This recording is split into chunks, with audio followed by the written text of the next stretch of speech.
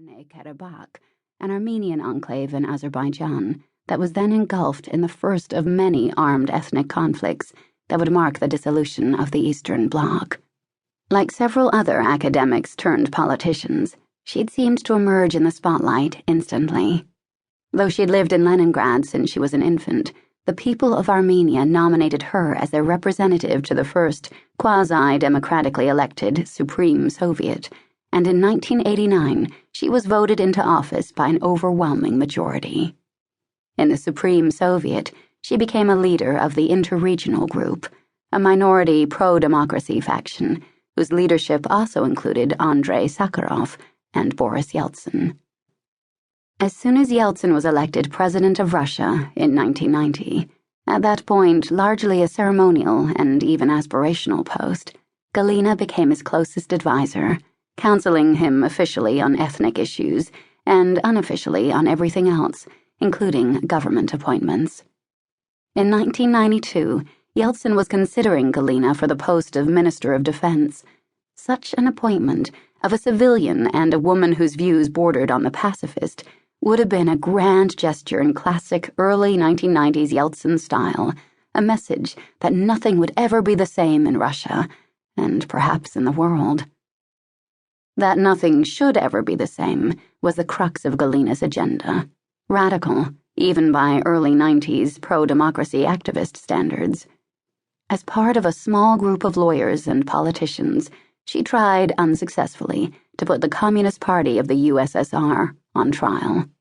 She authored a draft law on lustratia, lustration, the word deriving from the ancient Greek for purification, a concept that was now coming into use in former Eastern Bloc countries to denote the process of banning former party and secret police operatives from holding public office.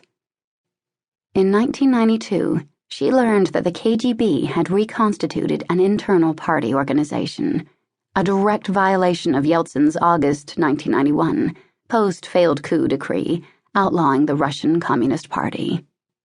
At a public meeting in July 1992, she tried to confront Yeltsin with this fact, and he had rudely dismissed her, signaling both the end of Galina's career in his administration and his own increasingly conciliatory stance toward the security services and the many die-hard communists who remained in power or close to it. Dismissed from the administration, Galina made a push for the lustration law, which failed, and then left Russian politics altogether and decamped to the United States, first to the U.S. Institute for Peace in Washington, and then to teach at Brown University. The first time I saw Galina, I could not see her. She was obscured by hundreds of thousands of people who came out into Moscow's Mayakovsky Square on March 28, 1991, to take part in a rally in support of Yeltsin. Soviet President Mikhail Gorbachev had recently publicly dressed down Yeltsin. He had also issued a decree forbidding protests in the city.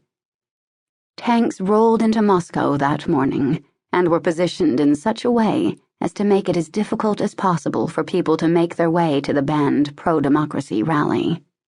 The organizers, in response, split their rally into two to make it easier for people to find a way to at least one of the locations.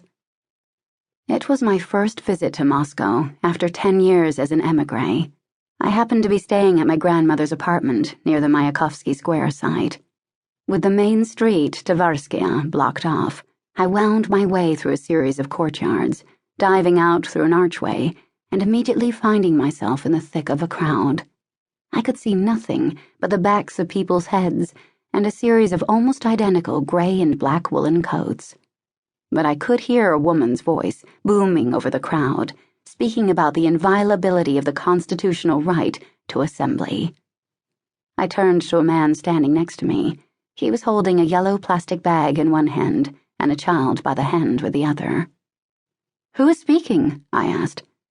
"Starovoitova," he responded. Just then, the woman began leading the crowd in a 5-syllable chant that reverberated, it seemed, through the entire city. "Россия! Yeltsin!" In less than half a year, the Soviet Union would effectively collapse, and Yeltsin would become the leader of a new